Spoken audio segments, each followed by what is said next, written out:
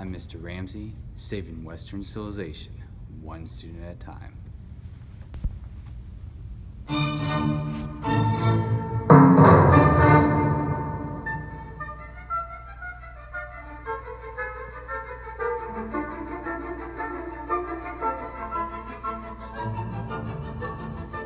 Alright, this lecture is about how the World War I was set into motion after the spark of the assassination of Archduke Francis Ferdinand and his wife Sophie by the hand of Gallo Princip. The Black Hand was the organization.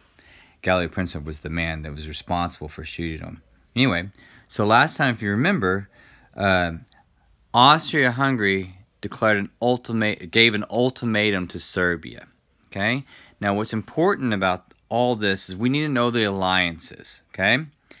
Alright, so just to let you know, Austria-Hungary's friend is Germany, okay?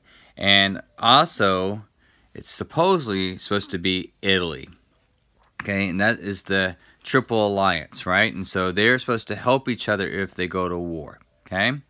And then we have the Triple Entente of Russia, the British, and France. That's the Triple Entente. Okay, so you have those two major alliances that are going on. Okay, now because of Pan-Slavism, Serbia is an ally to Russia.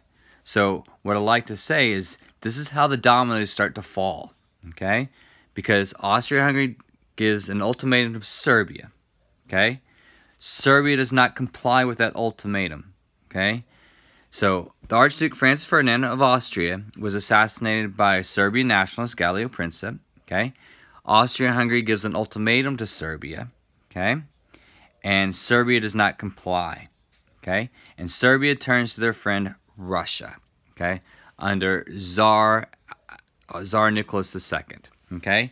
Now, here's the issue with Russia, okay? Russia is a good friend of Serbia's because of the whole Pan-Slavism thing. But Russia is always like sort of backed away when it became crunch time. Okay? They backed away several times. Plus of the fact that they, in 1905, lost the Russo-Japanese War and they were humiliated because they lost that war. Okay? So, knowing that it's lost face often in the past, the Russian government felt they had to support Serbia at this time. Okay? So, because if they don't support the Serbs, then the Serbs will cut their alliance, their allegiance to Russia. So, on July 30th, because Austria-Hungary declares war on July 28th, so Austria-Hungary declares war on July 28th, on Serbia, Tsar Nicholas II, on July 30th, orders a general mobilization of his armed forces against both Austria-Hungary and Germany. Okay? So, Austria-Hungary also starts to mobilize. Okay? And remember, the emperor of Austria-Hungary is Franz Joseph at the time. Okay? Once Tsar Nicholas II starts to mobilize, okay, the German High Command tells the Russians they need to stop mobilization or they're going to find themselves at war with Germany. Okay? So, on July 31st, on July 31st, Kaiser Wilhelm II and his German military staff issue an ultimatum to Russia. Says either to cancel your mobilization, Russia, or you will face war. On the same day, Germany gave France 18 hours to decide whether or not it would remain neutral if Germany went to war with Russia. Okay? Because Germany needs to know if it's going to fight a two-front war. Okay? Because they know that Russia is an ally with France. And so they're asking, hey, France, are you going to help Russia or not? Okay? So we have Austria-Hungary declaring war on Serbia. Serbia turns to Russia and says, are you going to help me? Russia says yes. They start to mobilize. Germany then goes, Russia, stop mobilizing. Okay, if you don't stop mobilizing, we're going to declare war. And then Germany turns to France and says, are you going to help Russia? And France goes, probably. So Germany then issues an ultimatum to Russia and to France. So, because they have a plan. It's called the von Schlieffen Plan to declare war and to win a two-front war. Okay?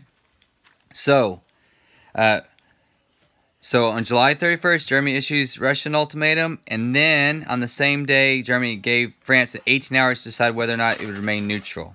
Okay? And France's answer was to give its support to Russia. Okay? And Tsar Nicholas II didn't even reply to Germany's ultimatum. Okay? So, Germany declares war on Russia on August 1st, and then on August 3rd, it declares war on France. So this is how the war starts. Okay? Now, the British, who is also on the Triple Entente, were divided on the question, should we go to war or not? Okay? So, are they going to support their Entente allies or not? Okay? And they're divided. Okay? And the Germans hope that the British actually stay out of the war. Okay? But, this is what Germany does. Because of the plan, the von Schlieffen Plan, which we'll talk about in my next lecture, because of the von Schlieffen Plan, Germany invades Belgium. Okay, it asks Belgium, hey, you're going to let us pass through your country? And Belgium says no, and so they don't care. So they invade Belgium, which brings the British in the war. Okay, so because Belgium is supposed to be a neutral country, its neutrality was guaranteed by both the British, the Russians, the Prussians, and France. And that was in 1839. Okay? Well, Germany violated that. And because they violated, the British are now going to declare war on Germany. Okay? So when the Germans invaded Belgium on August 3rd, the British protested, and they sent an ultimatum to Germany. Okay? Demanding German withdrawal of Belgium. Okay? When Germany refused, the British declared war on August 4th. Okay? And so that's why this war is called the Guns of August. And there's a book called The Guns of August about World War I. Okay? So the outbreak of the war in August 1914 was generally greeted with enthusiasm. Everyone was excited. They're ready. I mean, most of the European people were itching for a fight. Okay? So what became a local dispute between Austria-Hungary and Serbia turned into a world war. Okay? And few realized that it was going to be devastating consequences. Okay? So let me review one more time. Okay? Austria-Hungary gives an ultimatum to Serbia. Serbia does not comply. Austria then declares war on Serbia. Serbia turns to Russia. Russia mobilizes its troops. Okay? When Russia mobilizes its troops, Germany says stop mobilization or we'll go to war. And then Germany also asks France, are you going to support your partner in the Triple Entente? France says yes. So Germany then declares war on both Russia and France. Okay? And then to fight the two-front war, Germany invades Belgium. And the British says, Germany, hey, get out of Belgium. And the Germans refuse, so the British declare war on Germany. And that's how it all starts. If you notice, though, Italy is standing neutral. Okay? But I'll talk about that more and the von Schlieffen Plan in my next lecture. Thanks for watching. Get your gun, get your gun. Take it on the run, on the run, on the run.